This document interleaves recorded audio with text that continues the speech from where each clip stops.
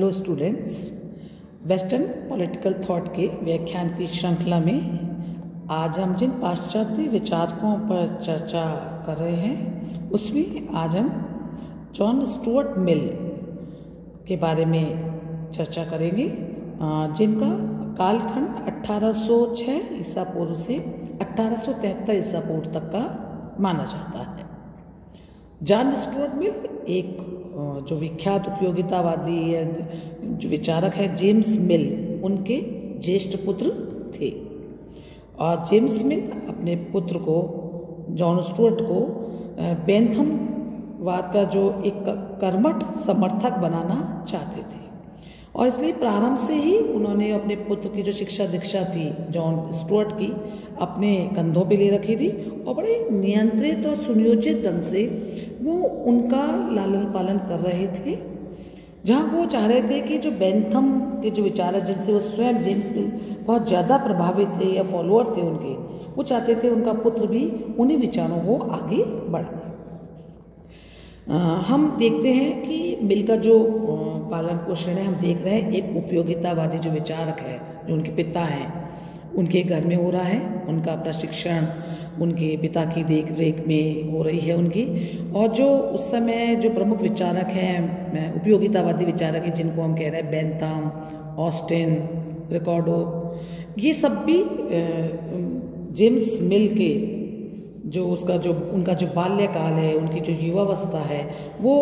उनको प्रभावित कर रहे हैं। तो हम ये देख रहे हैं कि जो जेम्स मिल हैं वे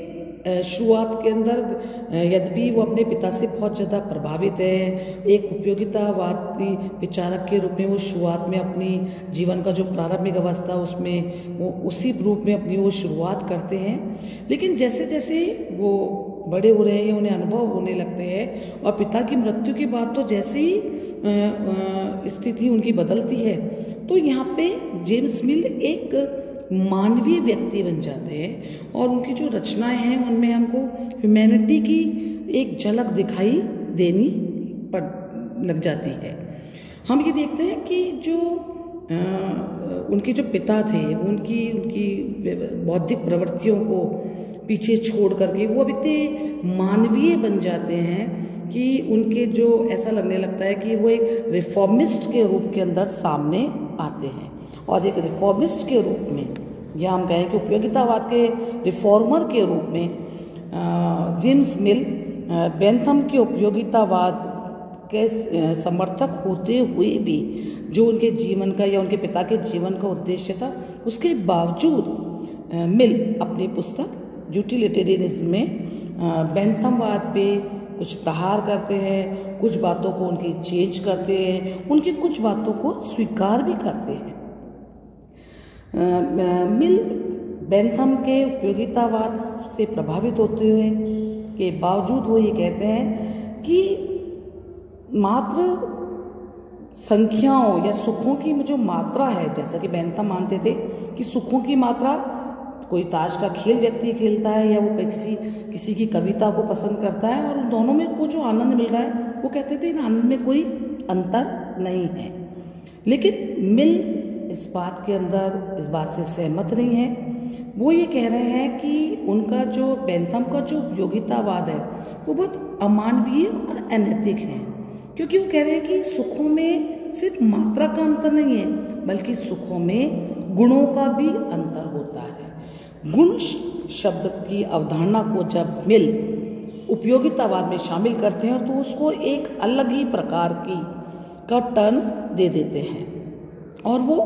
बेंथमवाद के विरुद्ध ये स्वीकार करते हैं कि सुखों में केवल अधिक या कम का ही अंतर नहीं होता बल्कि सुख भांति भांति के होते हैं और उनमें उच्च और निम्न का भी भेद पाया जाता है। वो ये कह रहे हैं कि ताश का खेल और कविता पाठ में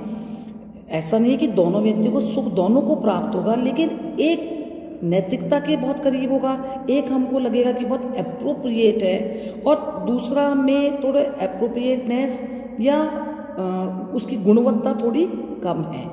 यहाँ मिल एक बहुत उदाहरण देते हुए कहते हैं कि एक संतुष्ट शुकर से एक असंतुष्ट मानव होना अच्छा है, क्योंकि पिग है या जो जानवर है वो उसकी एक संतुष्टि का जो लेवल है वो मात्र उसको भोजन प्राप्त हो जाता है और वो बहुत सेटिस्फाइड अपने आप को अनुभव कर रहा है। लेकिन जो मनुष्य भले असंतुष्ट है, लेकिन उसकी जो फीडिंग है, उसका जो खाना है, उसको दिमाग के लिए जो भोजन चाहिए, उसकी तुलना आप किसी संतुष्ट व्यक्ति से या संतुष्ट किसी जानवर से नहीं कर सकते। इन दोनों के अंदर गुणों का भी अंतर होता है। आगे जब मिल के विचारों पे आगे बढ़ते हैं तो मिल का जो ये जब वो सुखों के गुणात्मक अंतर की बात करता है तो यहाँ वो नैतिकतावाद के बहुत करीब आ जाता है। लेकिन हम ये भी जानते हैं कि नैतिकतावाद और उपयोगितावाद में काफ़ी अंतर है, और जब वो उपयोगितावाद के बारे में बात करते हैं और नैतिकतावाद के बारे में जब मिल बात कर रहे हैं तो वो उपयोगितावाद से काफ़ी दूर आ जाते हैं। एक बात और है कि बेंथम ने जब अधिकतम व्यक्तियों के अधिकतम सुख की बात करी है, यहाँ मिल उसके अधिकतम व्यक्तियों के अधिकतम सुख को एक नैतिक सिद्धांत के रूप में देख रहे हैं। बेंथम की बातें किसी राजनीतिक सिद्धांत के रूप में नहीं देख रहे हैं, क्योंकि मिल की विचारधारा बेंथम की विचारधारा के बिल्कुल विपरीत है। वो किसी भी रूप में उपयोगितावाद के सिद्धांत को या किसी वस्तु की यूटिलिटी को को सिर्फ उसकी सुखों की मात्रा के आधार पर नहीं देख रहे हैं, बल्कि वो उसको व्यक्तिगत नैतिकता के जो उनके मेजरमेंट्स है उसके आधार पर उसको देखते हैं। तो हम ये पाते हैं कि जो मिल का जो उपयोगितावादी सिद्धांत है, यहाँ पे वो अपने राजनीतिक पक्ष को जो बेंथम का था उसको बिल्कुल पीछे छोड़ता है और उसका जो नैतिक पक्ष है वो उसके बारे में महत्वपूर्ण हो जाता है। दूसरे शब्दों में हम ये भी कह सकते हैं कि जब बेंथम का उपयोगितावाद है से संबंधित है कि क्या है उस समय बस मिल जाए, जबकि मिल चाहिए क्या होना चाहिए और टू बी से संबंधित है। या हम ये भी कह सकते हैं कि बेंथम के लिए सुखों की गणना यह है कि व्यक्ति को बस उस समय उपभोग के लिए जो मिल जाए और उसको तात्कालिक रूप से जो क्षणिक जो उसको सुख मिलता है वो उपयोगितावाद है। लेकिन जेम्स मिल के लिए उपयोगितावाद का अभिप्राय है कि जो सुख मनुष्य चाहता है अगर वो उसको मिलता है, ना कि जैसे उसको कोई व्यक्ति अगर संत की प्रवृत्ति का है और उसको भगवान के भजन के अंदर अगर सुख मिलता है तो वो उसकी जो मात्रा है उसकी जो गुणात्मकता है, यहाँ पे उसकी मात्रा नहीं बल्कि उसकी गुणात्मकता महत्वपूर्ण है। यहाँ पे मिल ये भी कह रहा है कि हम किसी भी सुखों को कभी भी माप नहीं सकते हैं, और वो जो सुख दुख की गणना का जो यंत्र बेंथम ने दिया है वो उस पर बिल्कुल भी विश्वास नहीं करते हैं। आगे हम भी देखते हैं जारी, जब ये उपयोगितावादी धारणा का ही जब जेम्स मिल विरोध कर रहे हैं तो वो उनके लिए राज्य के बारे में उनकी जो विचारधारा है वो बेंथम से बहुत बदल जाती है, क्योंकि जेम्स मिल के फिलॉसफी में राज्य एक नैतिक, जब वो नैतिकतावादी सिद्धांत को मानते हैं, मॉरलिटी को, या सुखों में भी वो जब मॉरलिटी को ढूंढते हैं तो राज्य उनके लिए एक नैतिक संस्था बन जाता है। जहाँ वो कह रहे हैं कि राज्य का उद्देश्य मात्र उपयोगिता ही नहीं है, बल्कि राज्य मनुष्य को सिर्फ सुख उपलब्ध ना कराए बल्कि इस प्रकार के सुख उपलब्ध कराए जिससे मनुष्य की सदाचार में वृद्धि होनी चाहिए। तो हम ये देखते हैं कि मिल बेंथम के उपयोगितावाद को समर्थन तो कर रहे हैं लेकिन उसकी पूरी आत्मा को बदल रहे हैं। और व्यक्ति और समाज के संबंध में भी अगर हम देखें तो इन दोनों विचारों में हमको काफ़ी अंतर दिखाई पड़ता है। जहाँ बेंथम के लिए व्यक्ति मात्र स्वार्थी है और जो समाज है वो स्वार्थी व्यक्तियों का एक टोटल है या योग मात्र है, वहीं मिल के लिए व्यक्ति केवल स्वार्थी नहीं अपितु प्रेम, सहानुभूति, सच्चाई का एक पुंज भी है। यहाँ मिल की धारणा है कि अनेक बार व्यक्ति अपने आनंद का बलिदान कर देता है ताकि वो दूसरों के सुख में वृद्धि कर सके। तो यहाँ हम ये देखते हैं कि जो मिल का उपयोगितावाद है वो बेंथम के विपरीत नैतिकता के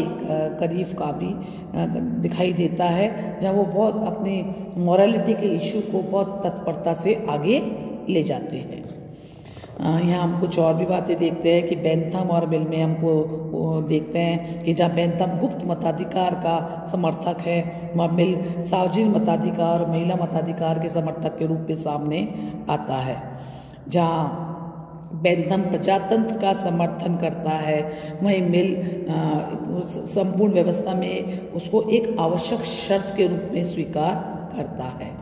जहाँ बेंथम के लिए राजनीतिक संस्थाओं के जीवन का उद्देश्य मात्र उसकी यूटिलिटी है, वहाँ मिल के लिए मनुष्य की इच्छा कि मनुष्य क्या चाहता है और क्या होना चाहिए इम्पोर्टेंट है पर विचार करता है। तो हम ऊपर जो भी हमने जितना भी अभी तक हमने व्याख्यान के अंदर चर्चा करी है, ये बात आती है कि मिल ने बेंथम के उपयोगितावाद में नैतिकता और मानवीय सिद्धांतों को समाहित करके उसको अनैतिक होने से बचा रहे हैं। लेकिन साथ ही साथ हम ये भी देखते हैं कि जेम्स मिल का इस प्रकार का प्रयास उपयोगितावाद की व्यवहारिकता को समाप्त कर देता है। एक प्रमुख विचारक मैक्सी के शब्दों में हम यही कह सकते हैं कि उसका जो आदरणीय उपयोगितावादी जो भी ज्ञान उसको जेम्स मिल को अपने पिता रिकार्डो या बेंथम से मिला था, यहाँ वो अपने अनुभवों के आधार पर, अपने निष्कर्षों के आधार पर, अपने बौद्धिक ज्ञान के आधार पर वो उसको उस रूप के अंदर प्रस्तुत करता है जहाँ वो उपयोगितावाद उसके लिए मात्र एक सिद्धांतों की कोरी व्याख्या प्रस्तुत होती है और ऐसा लगता है कि यहाँ पर उसने अपने बेंथम के संपूर्ण उपयोगितावाद को उल्टा खड़ा कर दिया है, जहाँ मस्तिष्क नीचे है और पैर ऊपर की ओर अवस्था के अंदर है। कल की कक्षा में हम स्वतंत्रता पर जेम्स मिल के विचारों पर चर्चा करेंगे और अपने व्याख्यान को आगे कर ले जाएंगे। धन्यवाद।